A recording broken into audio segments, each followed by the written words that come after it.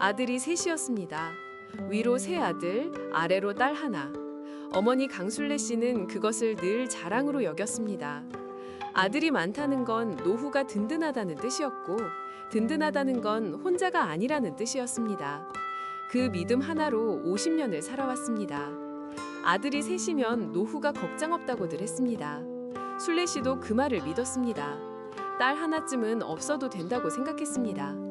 그런데 어머니 수술날 병원 복도에 남아있던 건 딸 하나였습니다. 아들 셋은 없었습니다. 지금부터 강술래 씨의 이야기를 시작하겠습니다. 드라마 시작 전 구독과 좋아요로 함께 해주세요. 그리고 지금 무엇하며 듣고 계신지 댓글로 남겨주시면 하나하나 읽고 반갑게 인사드리겠습니다. 강술래 씨는 경기도 이천에서 나고 자랐습니다. 논이 많은 동네였고 가을이면 들판이 누렇게 익었습니다. 넉넉하지는 않았지만 부모님이 부지런한 분들이었습니다. 술래 씨는 중학교를 졸업하고 공장에 다니다가 22살에 맞선을 받습니다. 남편 박영철 씨는 말이 적고 일을 잘하는 사람이었습니다. 이듬해 결혼해 이천 시내에 방 2칸짜리 셋집을 얻었습니다. 첫 아이는 아들이었습니다.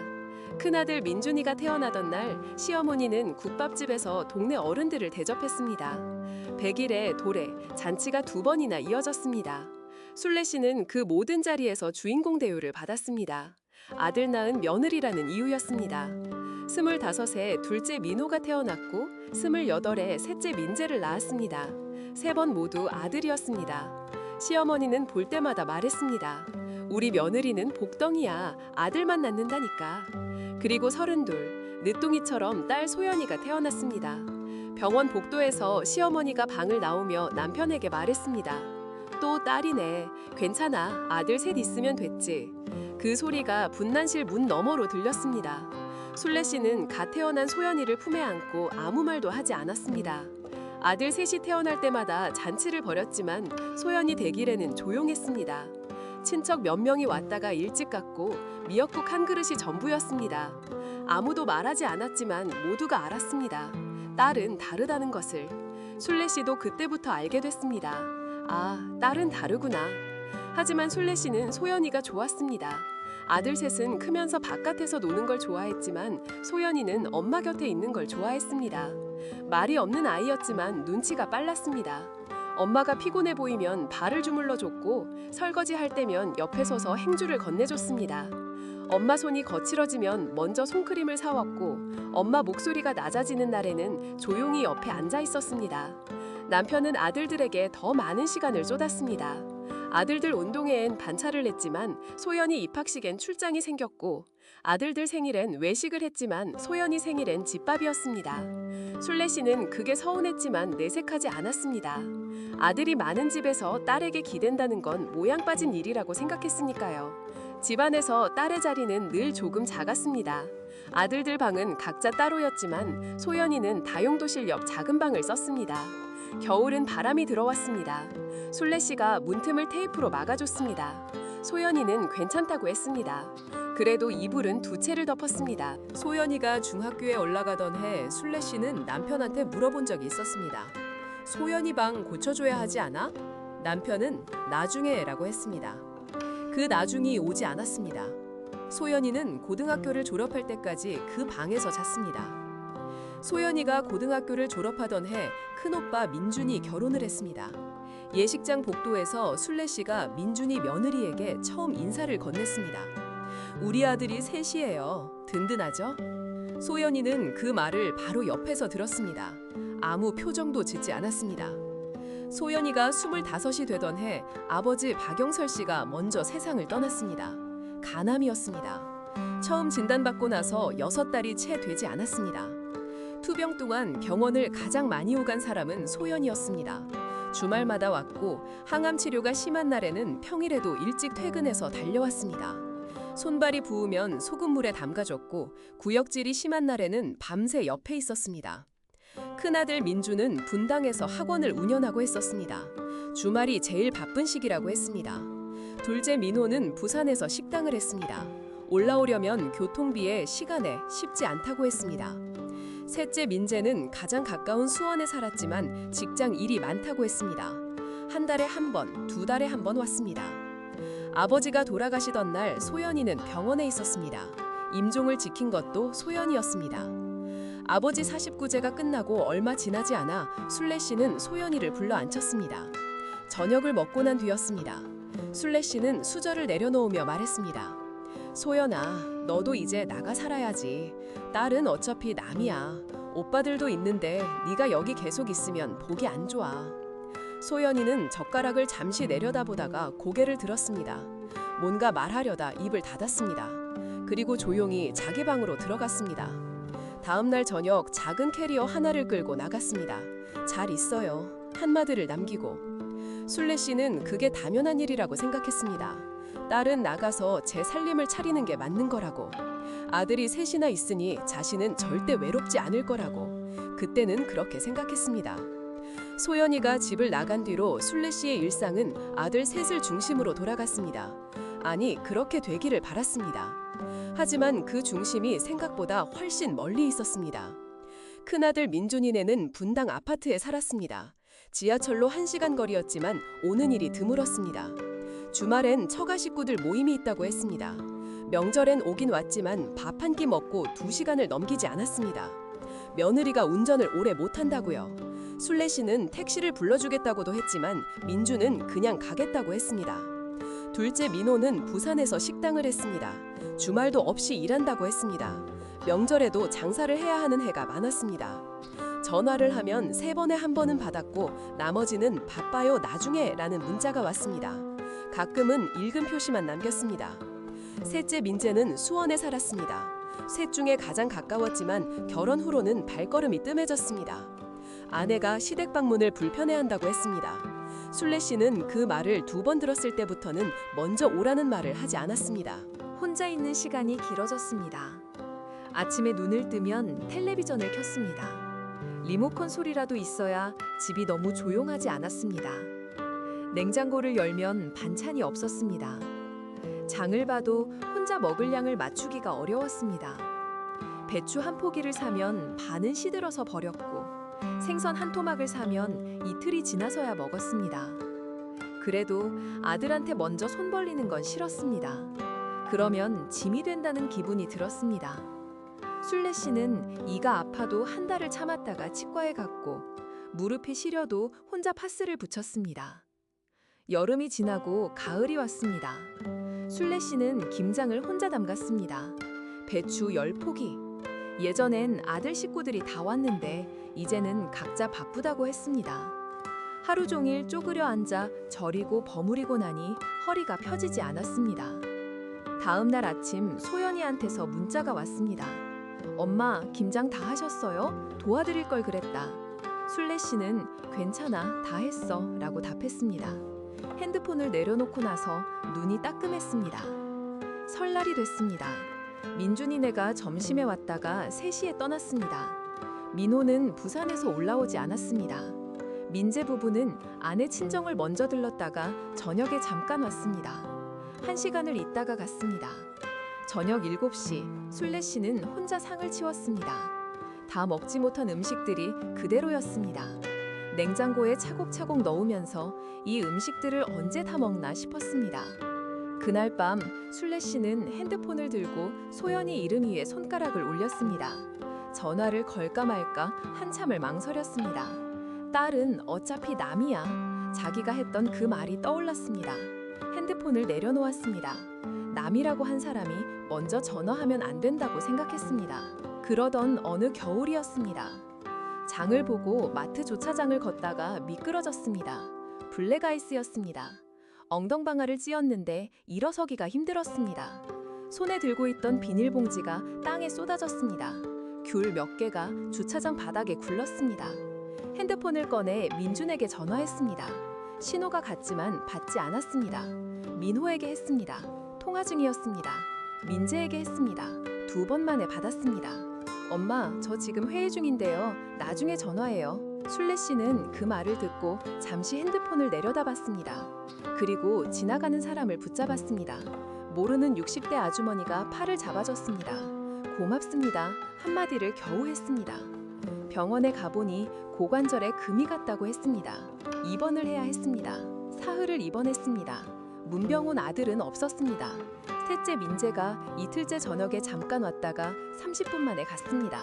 첫째 둘째는 전화로 많이 아프세요? 빨리 나으세요? 라고 했습니다. 민호는 꽃이라도 보내줄게요 라고 했는데 꽃은 오지 않았습니다. 그때 소연이가 왔습니다. 연락도 안 했는데 왔습니다. 이번 첫날 저녁 퇴근 후에 지하철 2번 갈아타고 왔습니다. 검은색 패딩을 입고 손에 미역국 보온통을 들고 있었습니다. 순례 씨는 병실 문이 열리고 소연이 얼굴을 봤을 때 처음으로 눈물이 날 것 같았습니다. 그런데 그 눈물을 들키기가 싫었습니다. 왜 왔어? 번거롭게. 소연이는 아무 말 없이 병상 옆 의자에 앉았습니다. 보온통 뚜껑을 열고 숟가락을 꺼냈습니다. 그리고 조용히 미역국을 떠서 어머니 입에 넣어줬습니다. 순례 씨는 받아 먹으면서 창밖을 봤습니다. 눈을 깜박였습니다. 퇴원하고 얼마 지나지 않아 순례 씨는 정기검진에서 담낭에 용종이 생겼다는 얘기를 들었습니다. 당장 수술이 필요한 건 아니지만 정기적으로 경과를 봐야 한다고 했습니다. 크기에 따라 제거를 고려해야 할 수 있다는 말도 들었습니다. 집에 돌아와서 아들들에게 차례로 전화했습니다. 민주는 요즘 그런 거 많대요. 별거 아닐 거예요. 라고 했습니다. 민호는 엄마, 나 손님 있어요. 라고 했습니다. 나중에 다시 전화한다고 했는데 그날 전화는 오지 않았습니다. 민재는 다음 검진 때 제가 같이 갈게요. 라고 했습니다.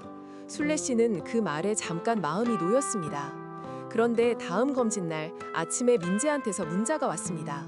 엄마 죄송해요. 오늘 갑자기 일이 생겼어요. 다음에 꼭 같이 갈게요. 순례 씨는 혼자 병원에 갔습니다. 접수를 하고 이름이 불릴 때까지 대기실에 앉아 있었습니다. 옆자리에 아들로 보이는 젊은 남자와 함께 온 할머니가 있었습니다. 할머니가 이름이 불리자 아들이 먼저 일어나서 부축했습니다.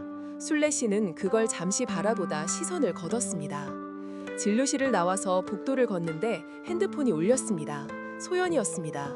엄마, 오늘 검진 날이지? 결과 어때요? 순례 씨는 잠깐 멈췄습니다. 괜찮대. 별거 아니야. 전화를 끊고 나서 복도 벤치에 앉았습니다. 아들 세계에게는 아무도 묻지 않은 걸 딸이 먼저 물었습니다. 그 사실이 가슴에 걸렸습니다. 반년이 지났습니다.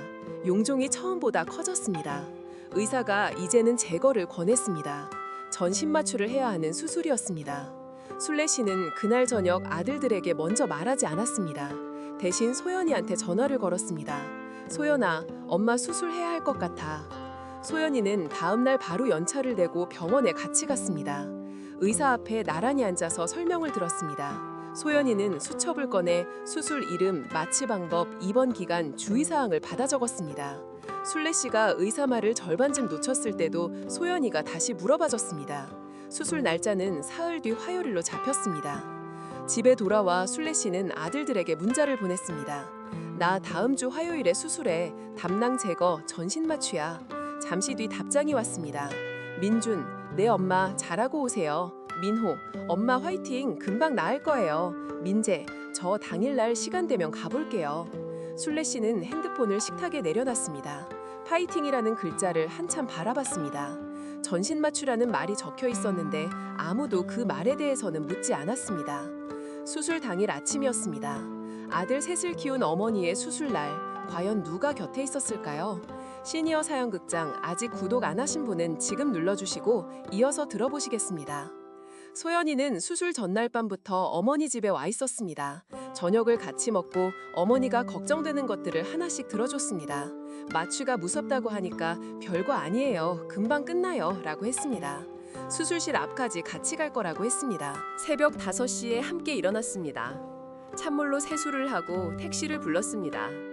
아직 어두운 새벽거리를 달려서 병원 응급 입구 앞에 내렸습니다. 접수를 하고 수술복으로 갈아입는 것도 소연이가 도왔습니다. 혈압을 재고 수액을 맞기 시작했습니다. 순례 씨가 수술실 문 앞에 설 때까지 소연이가 손을 잡고 있었습니다. 수술은 2시간 예정이었습니다. 소연이는 대기실 의자에 혼자 앉아 기다렸습니다.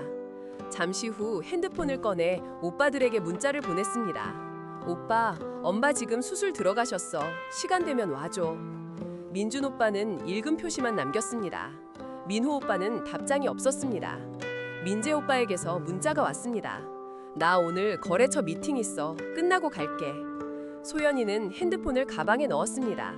복도 끝 자판기로 걸어가 커피 한 잔을 뽑았습니다. 플라스틱 컵을 두 손으로 감싸 쥐고 다시 의자에 앉았습니다. 그리고 기다렸습니다. 수술은 2시간 만에 잘 끝났습니다. 의사가 보호자를 회복실로 안내했습니다. 들어간 사람은 소연이었습니다. 순례 씨가 마취에서 천천히 깨어났을 때 눈을 뜨고 처음 본 얼굴이 소연이었습니다. 마취에서 깨어나는 동안 꿈을 꿨습니다. 소연이가 캐리어를 끌고 나가던 날이었습니다. 잘 있어요. 그 한마디를 남기고 현관문이 닫혔습니다. 꿈속에서 순례 씨는 문을 열고 뒤따라 나가려 했습니다. 그런데 다리가 움직이지 않았습니다. 복도에 서서 소연이 뒷모습이 작아지는 것을 보기만 했습니다. 눈을 떴을 때 소연이 얼굴이 흐릿하게 보였습니다. 순례 씨는 목이 잠긴 채로 물었습니다. 오빠들은? 소연이는 잠깐 멈췄다가 말했습니다. 곧 와. 순례 씨는 그 대답을 듣고 천장을 봤습니다. 곧 온다는 말이 진짜인지 아닌지 이제는 알고 있었습니다. 민재가 병실에 온 건 수술이 끝나고 4시간이 지난 뒤였습니다. 거래처 미팅이 늦게 끝났다고 했습니다. 30분쯤 있다가 집에 가야 한다고 했습니다. 민준과 민호는 그날 오지 않았습니다. 다음 날 저녁 둘이 같이 왔습니다. 손에 과일 바구니 하나씩을 들고 있었습니다. 엄마, 많이 아팠어요? 이제 괜찮아요? 순례 씨는 그 말을 듣고 처음엔 그냥 괜찮다고 하려 했습니다. 입을 열렸는데 목이 떨렸습니다. 괜찮다는 말이 나오지 않았습니다. 수술대 위에서 마취가 들기 직전 이대로 눈을 못 뜨면 어쩌나 하는 생각이 스쳤던 것이 떠올랐습니다. 그 순간에도 옆에 있던 건 소연이었습니다. 그런데 민준이 병실을 한번 둘러보더니 구석에 앉아있는 소연이한테 말했습니다. 소연아, 수고했다. 딸이 옆에 있으니까 좋네. 병실이 잠깐 조용해졌습니다. 순례 씨가 먼저 입을 열었습니다. 민준아, 민준이가 어머니를 봤습니다. 내가 그랬어. 딸은 어차피 남이라고. 그래서 소연이한테 나가라고 했어.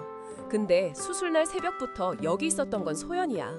아들 셋이 든든하다고 평생 말하고 다녔는데 내가 수술대에 올라갈 때 손 잡아준 건 내가 남이라고 했던 딸이야. 민준이 입을 다물었습니다. 소연이가 조용히 말했습니다. 엄마, 됐어. 순례 씨는 고개를 저었습니다. 아니, 안 됐어. 이건 내가 해야 할 말이야. 민호가 시선을 피했습니다. 민재는 핸드폰을 꺼냈다 넣었습니다. 순례 씨는 이불 위에 놓인 손을 쥐었다 폈습니다. 목소리가 떨렸지만 멈추지 않았습니다.